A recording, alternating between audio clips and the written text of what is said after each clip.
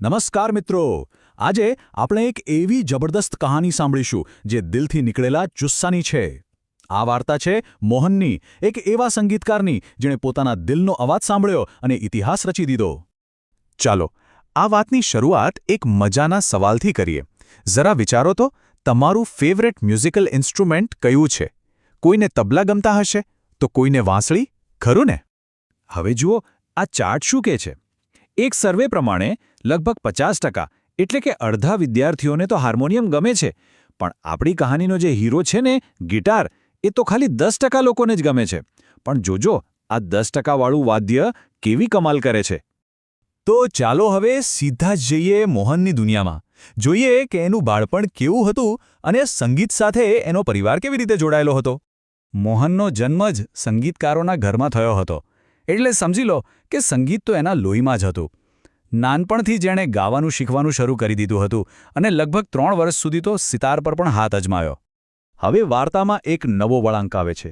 ચાલો જોઈએ કે કેવી રીતે એક નવા જ સંગીતે મોહનના જીવનમાં એન્ટ્રી કરી અને બધું જ બદલી નાખ્યું. વાર્તામાં ટ્વિસ્ટ ત્યારે આવ્યો જ્યારે એક જર્મન મહિલા એમના ઘરે આવી. એકચ્યુઅલી એ મોહનના પિતા પાસે સંગીત શીખવા આવી હતી. અને ખબર છે શું લાવી હતી સાથે? એક વેસ્ટર્ન ઇન્સ્ટ્રુમેન્ટ, ગિટાર. જેવો મોહને એનો અવાજ સાંભળ્યો, બસ એ તો એના સૂરોમાં ખોવાઈ જ ગયો. ગિટારના સૂરે મોહનના દિલ પર એવો તે જાદુ કર્યો કે એણે પાક્કો નિર્ણય કરી લીધો. એણે ઘરમાં કહી દીધું, હવે મારી જિંદગીમાં બીજું કોઈ વાદ્ય નહીં આવે, મારે તો બસ ગિટાર જ વગાડવું છે. આટલો બધો જુસ્સો? પણ વાત આટલી સહેલી નહોતી.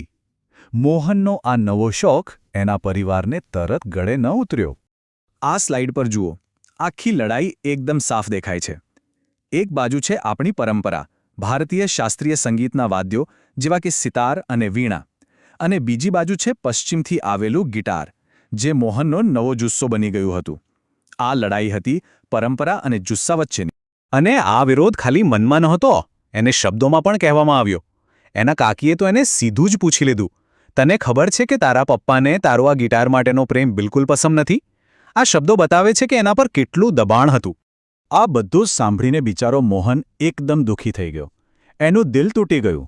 પણ આવા મુશ્કેલ સમયમાં એની માતા એની પડખે ઊભી રહી. એમણે કહ્યું, એને જે ગમે છે એ કરવા દો, એના દિલની વાત સાંભળવા દો. માનો આ સપોર્ટ એના માટે બહુ જ મોટી વાત હતી. તો પછી શું થયું? ચાલો જોઈએ કે મોહને આ ચેલેન્જને એક એવી શોધમાં કેવી રીતે ફેરવી દીધી જેણે ઇતિહાસ રચી દીધો. મોહન હાર માને એવો નહોતો. એણે નક્કી કર્યું કે હું આ પડકારને એક અવસરમાં બદલીશ. એણે ગિટાર પર ડબલ મહેનત શરૂ કરી દીધી. પ્રેક્ટિસનો સમય બમણો કરી નાખ્યો. ગિટારની એક એક બારીકીનો અભ્યાસ કર્યો. અને પછી ધીરે ધીરે એમાં એવા ફેરફાર કરવાનું શરૂ કર્યું જેથી એના પર ભારતીય શાસ્ત્રીય સંગીત વગાડી શકાય. અને આ કઠોર મહેનતનું જ પરિણામ હતું મોહન વીણાનો જન્મ. અને આ રહી એ અદ્ભુત શોધ, ખૂબસૂરત મોહન વીણા. સરા ધ્યાનથી જુઓ તો આ ખાલી એક વાદ્ય નથી, પણ બે અલગ અલગ સંગીતની દુનિયાનું મિલન છે. આમાં ગિટારનો મોડર્ન ટચ છે અને સાથે જ ભારતીય વીણાનો આત્મા પણ છે. શું કમાલનું મિશ્રણ છે! એની આ કમાલની અને અનોખી રચનાએ આખી દુનિયાના સંગીત પ્રેમીઓનું દિલ જીતી લીધું. અને આ જ મોહન વીણા માટે મોહનને મળ્યો મ્યુઝિકની દુનિયાનો સૌથી મોટો એવોર્ડ, ગ્રેમી એવોર્ડ. વિચારો, કેટલી મોટી સિદ્ધિ! તો આ હતી મોહનની પ્રેરણાદાયક વાર્તા. હવે ચાલો આ પાઠમાંથી કેટલાક જરૂરી અંગ્રેજી શબ્દો અને ગ્રામરના પોઈન્ટ્સ પણ સમજી લઈએ. પહેલો શબ્દ છે અપ્રૂવ. એનો સીધો મતલબ થાય છે મંજૂરી આપવી, કે કોઈ વાત સાથે સહેમત થવું. યાદ છે ને, મોહનના પિતાએ એના ગિટારના પ્રેમને અપ્રૂવ નહોતો કર્યો, એટલે કે એમને એ મંજૂર નહોતું.